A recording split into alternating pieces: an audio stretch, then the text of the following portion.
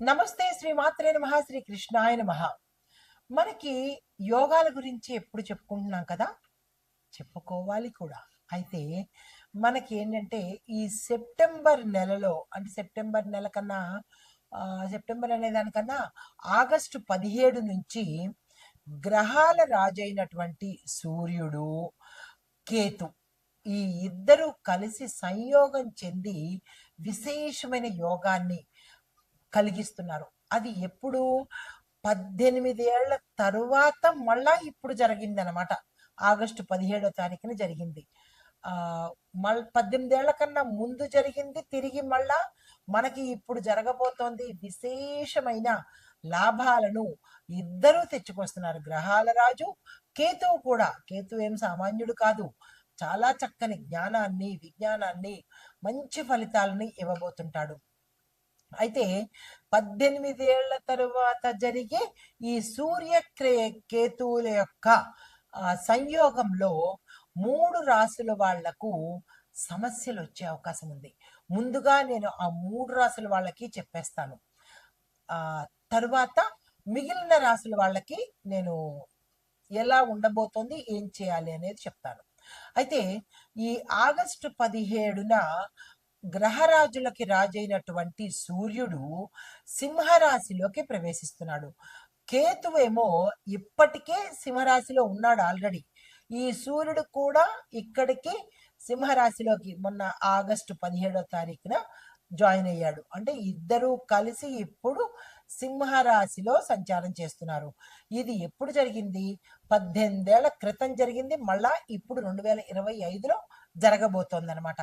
అయితే వీటి నుంచి ఒక్కొక్కరికి ఎలాంటి ఫలితాలు వస్తాయి అంటే, మనకి కాలానుగుణంగా ఈ రాసులు, గ్రహాలు ఒకదాంట్లోకి ఒకటి జరగడం అనేది, మారడం అనేది నిత్యం జరిగే ప్రక్రియ. ఇందులో వింత ఏమీ లేదు.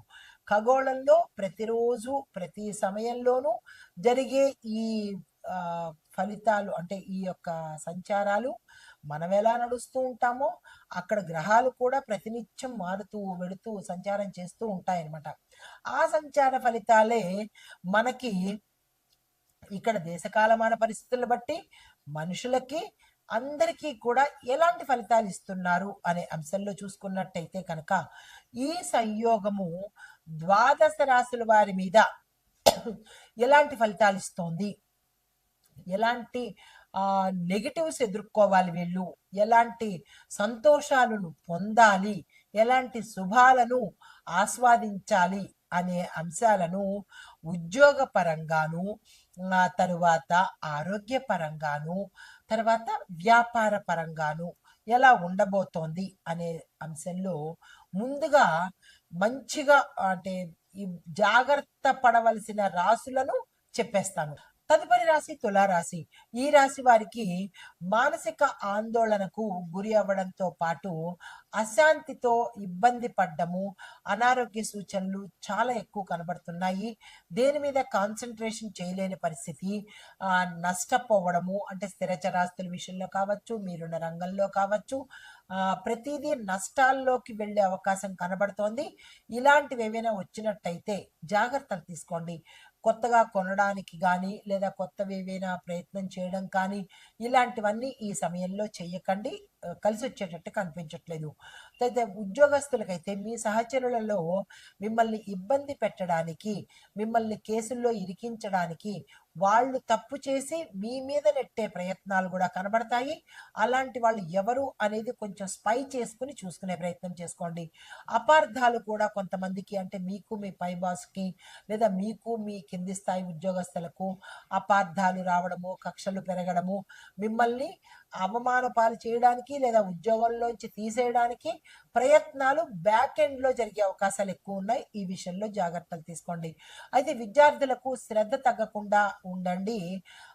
లేదంటే మీ గోల్స్ని రీచ్ అవ్వలేని పరిస్థితి. కొంతమంది చదువు మానేసి వేరే వ్యాపకాల్లోకి వెళ్ళడము, చదువు నష్టం చేసుకోవడము, కెరియర్ నష్టం చేసుకోవడము, అప్రతిష్ట పాలయ్యే అవకాశాలు కూడా కనబడుతున్నాయి. ఇతర వ్యాపకాలు తగ్గించుకోండి. రీల్స్ అని, ఇన్స్టాలని, ప్రేమ వ్యవహారాలని, ఇలాంటి వాటి జోలికి వెళ్ళి మిమ్మల్ని మీరు భ్రష్టు పట్టించుకోకుండా జాగ్రత్తలు తీసుకోండి.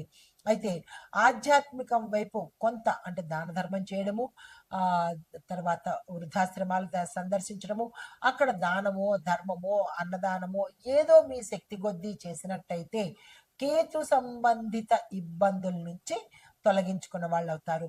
అదే మీకు చెప్పదగిన పరిహారంతో పాటుగా సూర్యుడికి కేతువుకి సంబంధించి జపము కానీ దానం కానీ ఆలయ దర్శనం కానీ చేసినట్టయితే కొంత వెసులుబాటు ఉండే అవకాశం కనబడుతోంది. నమస్తే.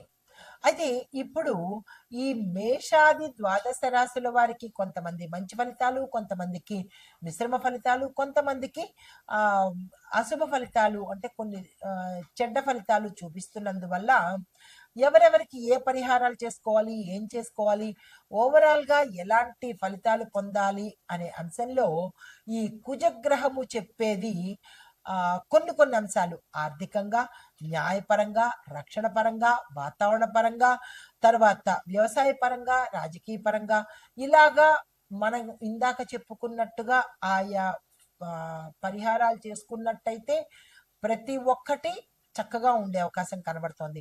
అయితే ఆర్థికంగా చూసుకున్నట్టయితే కనుక ప్రతి ఒక్క మనిషి, ప్రతి ఒక్క వ్యాపారస్తుడు ఆర్థికంగా ఎవరైతే ఇన్వాల్వ్ అయ్యారో వాళ్ళందరూ ఖర్చులు తగ్గించుకొని వాళ్ళ ఆదాయ మార్గాన్ని పెంచుకునే ప్రయత్నం చేయడం ఆర్థికంగా.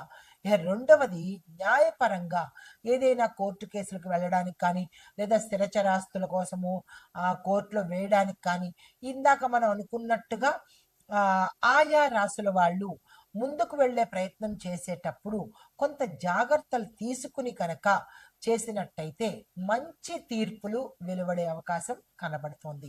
ఇక రక్షణ పరంగా చూసుకున్నట్టయితే కుటుంబ పరంగాను, మీ వ్యాపార పరంగాను, ఉద్యోగ పరంగాను మీ రక్షణ బాధ్యత మీరే తీసుకోవాలి.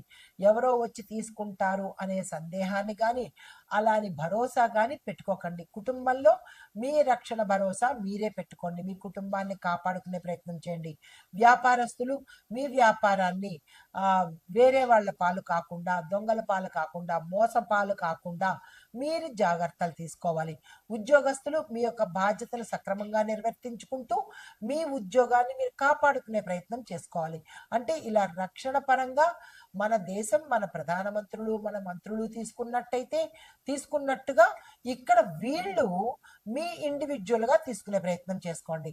అయితే వాతావరణం తగ్గట్టుగా మనము జాగ్రత్తలు తీసుకోవడంతో పాటు దానికి సంబంధించి మనం ఎప్పుడు యోగాల గురించి గ్రహాలు ఎక్కడెక్కడ సంచారం చేస్తూ ఉంటారు, ఆ సంచార ఫలితాలు మేషాది ద్వాదశ రాశుల వారికి ఎలాంటి ఫలితాలు ఇస్తూ ఉంటాయి అనే అంశాల గురించి మనం ఎక్కువగా ప్రస్తావన చేసుకుంటూ ఉంటాము. అయితే ఇప్పుడు మనము గ్రహాలలో కల్లా గ్రహ పాలకుడు ప్రత్యేకమైన స్థానం కలిగిన వాడు. ఈ గ్రహం వల్ల మనకి మంచి ఫలితాలు పొందడంతో పాటు ఈ గ్రహము ఇచ్చే అనుగ్రహము విశేషమైన అనుగ్రహాన్ని ఇస్తాడు. అయితే మనకి శని భగవానుడి లాగా ఇబ్బంది పెట్టడమో లేదా అంటే మన కర్మకు సంబంధించిన ఫలితాన్ని ఇవ్వడమో కాదు. ఓన్లీ శని భగవానుడు మాత్రమే కర్మకు సంబంధించిన ఫలితాలు ఇస్తాడు. ఈయన జాతకంలో ఆయన ఉన్న స్థానాన్ని బట్టి, ఆయన ఉన్న సంచారాన్ని బట్టి మనకి ఫలితాలు ఇస్తూ ఉంటాడనమాట. అయితే ఈయన సెప్టెంబర్ నెలలో, మనకి ఇప్పుడు సెప్టెంబర్ నెల నడుస్తోంది కదా, ఈ సెప్టెంబర్ నెలలో 3 సార్లు తన యొక్క సంచారాన్ని మార్చుకుంటున్నాడు అనమాట.